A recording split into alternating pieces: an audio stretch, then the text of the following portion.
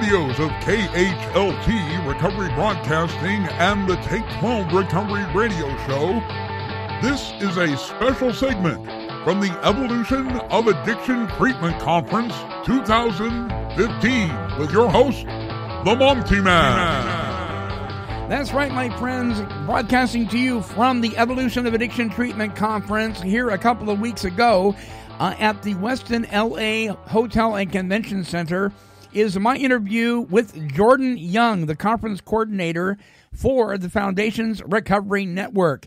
Here is myself and Jordan.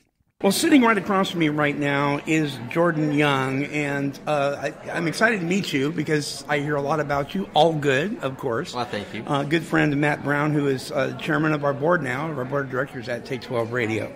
And Jordan is the conference coordinator for Foundation's Recovery Network.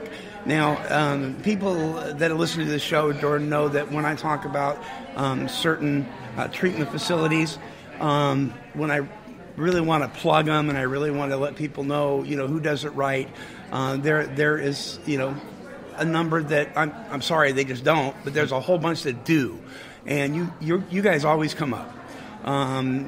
A dear friend of ours has gone through one of your treatment facilities, La Paloma, in Tennessee, yeah. And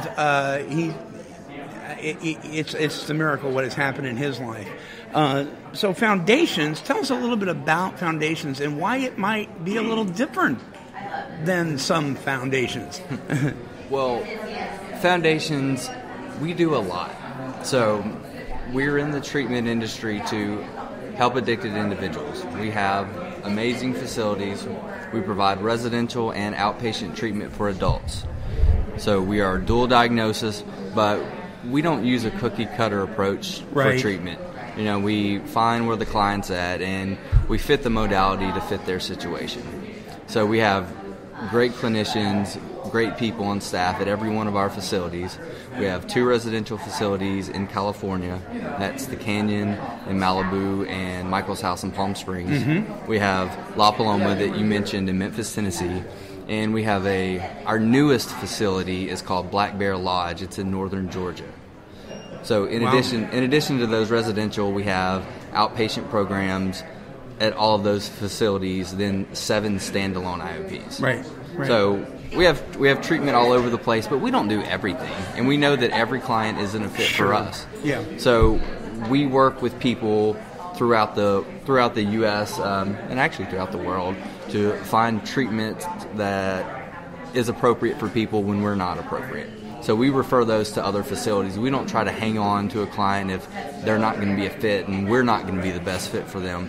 We actually would refer them to another center. So we work with a lot of other facilities, in collaboration to help people get the help that they actually need, whether it's with us or with someone else. Is every facility a dual diagnosis treatment facility? Yes, they're all dual diagnosis, and La Paloma can actually do mental health primary.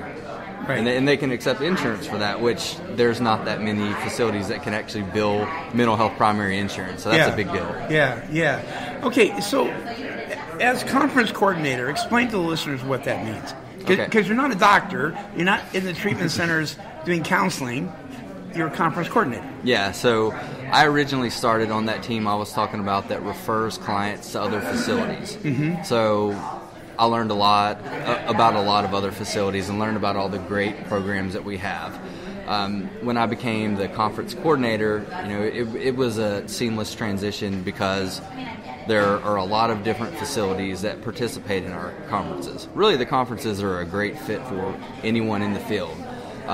What I do is I decide the direction that the conference is going to go into. So the subject matter, the speakers, select the speakers, place the speakers, do all the sales, write a lot of the marketing materials, and get to travel around to other conferences and promote our conference and meet a bunch of great people in the process. Yeah.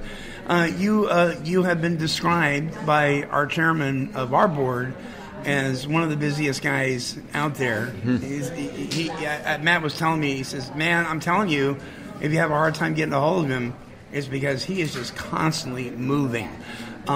So That is challenging for somebody in your field. Do you have a background yourself personally in substance abuse? Did you come out of that?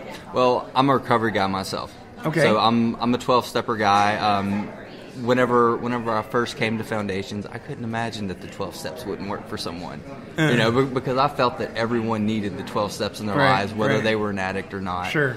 I've since become more educated on other types of individuals that are, in the midst of their addiction. So, I realize that 12 steps may not work for some people, but they work for a lot of people.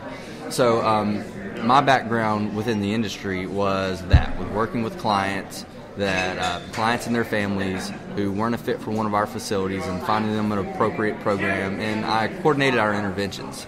So I didn't actually do the interventions, but if a family called and they were in need of getting a loved one into treatment who wasn't willing, then I would coordinate that with someone like Matt or Intervention 911 or John Southworth. Right.